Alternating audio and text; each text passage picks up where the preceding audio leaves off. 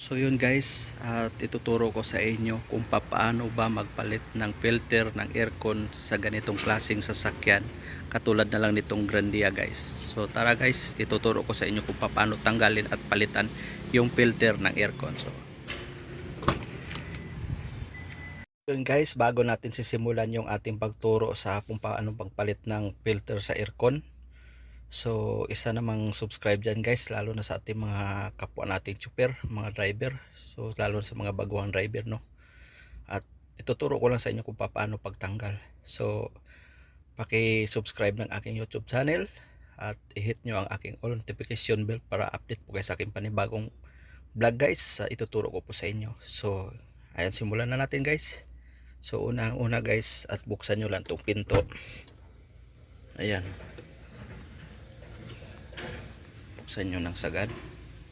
Tapos buksan nyo to guys. Tapos mayroon kayo makitang lock dito guys. Nandito lang, dito.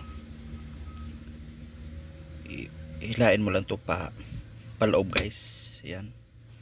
Tapos itong isang lock palabas naman. Yan. So yan na po yung guys. So itutulak nyo lang yan guys. So ipos nyo lang dito sa loob guys. Ito yung ipos nyo pababa, palabas. Yan. So ayan, bukas na guys. Tinulak natin. So kailangan ingatan nyo rin guys para hindi masira, kasi ito po ay at plastic lang. Ayan. So ayan guys, natanggal na natin. So ayan lang, tanggalin nyo lang yan guys.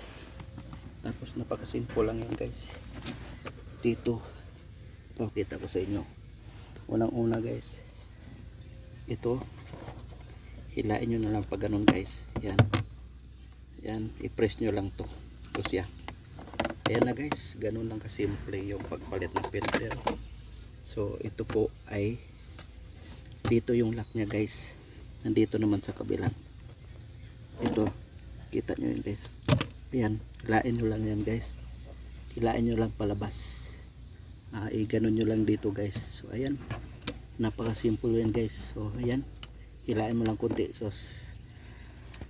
tapos ito na guys, ito na yung filter nya. Ayan, ito na guys yung kanyang filter. So ganun lang kadali magpalit ng filter guys.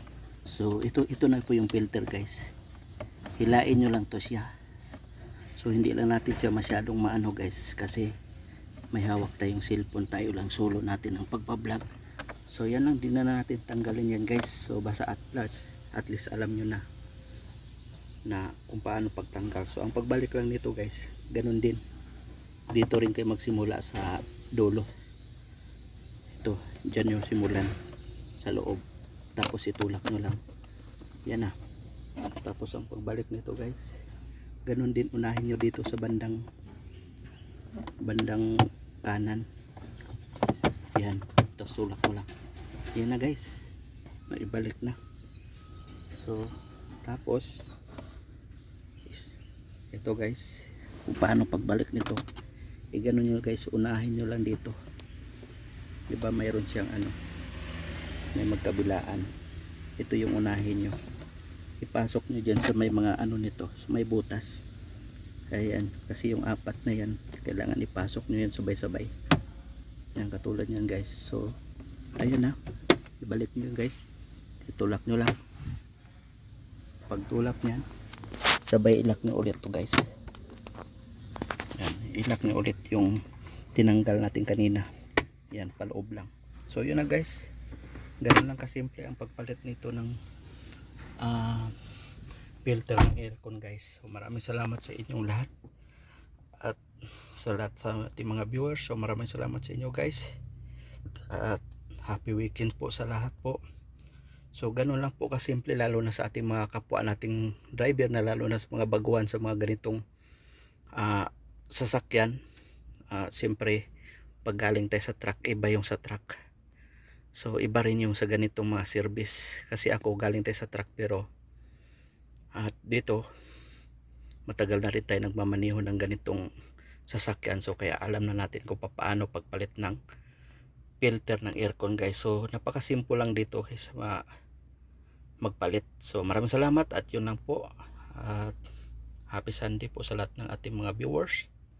At thank you guys. Yun lang po at magandang umaga po.